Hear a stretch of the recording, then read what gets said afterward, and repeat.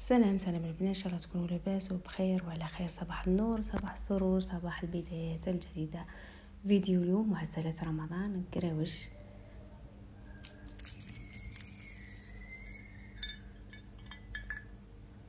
خليتكم تسمعوا القرمشه مباشره. المقادير هذو تحتاجوهم في رمضان، سجلوها. وصفه ناجحه وسهله وبسيطه، والمكونات موجوده في كل بيت. عندنا 500 غرام فرينه، 80 مليلتر زيت، ومارغرين ذايبه 40 غرام اللي هي ملعقتين تقريبا ذايبه وبارده في نفس الوقت. ذوبوها، تخليوها حتى تبرد. بيضه، رشه ملح شويه كبيره، وملعقه خل وماء خليط من الماء وما زهر. مكونات تاوعي اللي هنا نخلطهم. نروح ندير الدهون هما الاولين، بزز شويه الخليط تاعي تجي ولا اروع والله، غير طارت في الهواء. يعني تقطع كميه مليحه تقدري تسهري بها دفوا، يعني ليلتين في رمضان. بس ما تقعدش يعني بنه ولا اروع، وقرمشه ومعسله ما تطلقش روحها، هايله. ونديروا دوك طريقه تاع كيفاش تظفري بطريقه سهله جدا. نضيفوا البيض تاعنا، بيضه بدرجه حراره الغرفه، تكون مش بارده بزاف. هذو اللي زاستيس صغار هما اللي رايحين ينجحوا لكم الوصفه، رغم انها سهله، بصح تبعوا هذو بك راح كل شيء يجي سهل باذن الله، وتجيكم ناجحه وبنينه وما تعبكمش نهائيا. ما فيهاش تعب، في 10 دقائق توجد تشوفوها معايا. راح نخلط الماء والمزهر تاوعي والملح وملعقه خل، هي اللي تعطيها تحافظ، ما فيها لا خميره لا والو، هي اللي حتعطيها هذيك، تعاونها على النفخه هذيك والقرمشه. لان راح نديروها تقريبا مش فايتي مي طريقه هكذا تشبه، باش راح تعطينا التوريق هذاك والنفخه والقرمشه والبابلز هذوك اللي فيها. قلت لكم يعني طريقه ناجحه وبسيطه هايله. نحطوا المكونات تاعها، ما تجريوهاش بزاف باش ما تعذبكمش دوكا كي تعودوا تحلوا فيها. نحطوها في بابي فيلم تريح شويه، ونخدموا بها تريح تقريبا نص ساعه. ولا رحت قضيت شغلي وعاودت وليت لها، لقيتها هكذا تطلق روحها العجينه، تعطيها وقت باش تحليها بكل سهوله.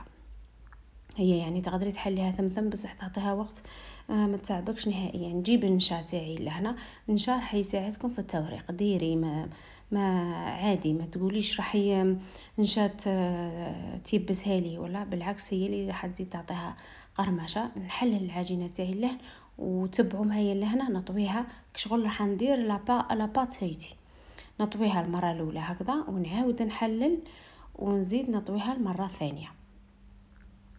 هاي معايا لهنا. كل مره هاكي تزيدي نشا بين طبقات، باش هي نشا هي اللي تساعد على التوريق، ما نديروا لا مارغرين تاع التوريق لا والو. النشا هي في كل طبقه راح نحط، نزيد المره الثانيه وبس هكذا برك. هذا هو القوام تاعها. شفتوا كيما جريتهاش كانت شويه حاكمه روحها برك، وزدت خليتها ريحت شويه، هي اللي عطات لي هذه الطراوه وسهوله في تحليلها. سهله جدا، توجد في دقائق هايله. الزيت والبيض وهذو المكونات دائما موجودين في البيت. جربيها حالا، سجلوها الوصفه هذه رمضان، هايله. معسلات خفيفه ومش مكلفه، وفي نفس الوقت بنينه. نقسم هنايا العجينه تاعي الى 4 ولا 3، هاني كنت نحسب لهنا نشوف تجيني 3 ولا 4. ونحلل هذو القطع تاوعي، ونوريكم لهنا كيفاش لي سنتيمتر تاع المربع اللي راح نديرو. بس راح نديرو ضفائر، والضفائر مش كيما بكري كنا نضفروا ونقلبوا هنا يعني بطريقه سهله جدا تخرج لك ضفيره كبيره وتشبع وتحمر العين، يعني هايله. لهنا هاني نكمل هذو كل قطعه تاعي، هاني نحللها وندير المربع تاعي ولا المستطيل اللي راح نخدم به. المهم يا سيداتي، ولفتوا في كل فيديو عندنا شويه نصائح، عندنا تحفيز، عندنا ايجابيه ناخذها من بعضنا، عندنا يعني نهار طولتي واقفه في الكوزينه انا على بها ديما، يعني وكاني دخلت المراه من الكوزينه. انتي قاعده طيبي وراكي مستمتعه وراكي تثقفي وراكي تتطوري، ماشي غير ناكلو برك. دائما نقولوها هذه. شفتوا هنايا السمك تاعها هاي تقريبا ماشي حتى شفافه، ديروا واحد 2 الى 3 ملم، ماهيش رقيقه بزاف وماهيش خشينه. عندي هنايا العرض نديرو 12 والطول نديرو 16 سنتيمتر. دوك ندير لكم لهنا الاطار باش ما تنساوهاش. العرض عندي 12 والطول 16 سنتيمتر. هذا هو المربع تاعكم. وكي تعودوا تقطعوا شوفوا هنا أنا هذه القطاعه تاعي هذه شويه هامل لهنا باش ما تنساوهمش شويه هذا التسنين تاعها موش واضح لما تكون القطعه ولكن يعني ركزوا على بانهم هذو الخطوط تنفصلوا بزاف على بعضهم. نديروا واحد 15 16 خط. حاولوا تتاكدوا باللي مفصولين على بعضهم كاين الفارق بيناتهم ماشي كي تجي حتى ضفري تلصق لك. نقسموا هنايا نطويها على 2 ونقسم من تحت نطويها على هذو وكاني نضفرهم هكذا على 2 ونقسم من تحت هكذا وندورها نجمل بالماء وندورها ونزيد نقسم الجهه اللي من هي ونزيد نجملها بالماء. ديري الماء باش ما تتحلقش في الزيت وتقرصيها منها ومنها تتحصلي على ضفيره. دوك نعاود معكم واحده هنايا باه تفهموا مليح. هاني قربت الصوره. نديرو هنا 16 17 واش جاك الخطوط هنايا مسننه هي اللي حتعطيها هذيك الجماليه تاع الضفيره. شوفوا كيف راهم متباعدين كامل على بعضهم تخليهمش لاصقين. تكسليها كيما تحبي لان خضات وقتها في نطوي المره الاولى الثانيه وندير الماء ونجمع ونزيد ندورها ونقطع على 2 وندير الماء ونجمع وتقرصيهم منه ومن تحصلي على ضفيره متقونه كبيره هايله مسننه ما فيهاش تعب وما فيهاش يعني خطوات كبيره. هكذا نكمل العجينه تاعي ونحكيو البنات دائما يعني نديروا غذاء روحي وغذاء جسدي. هذا هو الغذاء الجسدي والغذاء الروحي. نديروا دائما النصائح تاعنا في كل فيديو. تحطي الزيت تاعك يسخن شويه ومن بعد كي يجي تقلي تنقصيله نار متوسطه وهو يسخن وانت تحطيهم يوليو دوغي برك. هنا ما تخليهمش يحمروا بزاف وتقليهم بكل سهوله لانهم كمليهم كامل بجيه ومن بعد بداي تقلي هكذا ما تبقايش تروحي وتولي على الزيت تاعك وما تعسيهمش. مهم يعني بكل سهوله توجديها باذن الله. رمضان جاينا نصوموا بالصحه والهنا.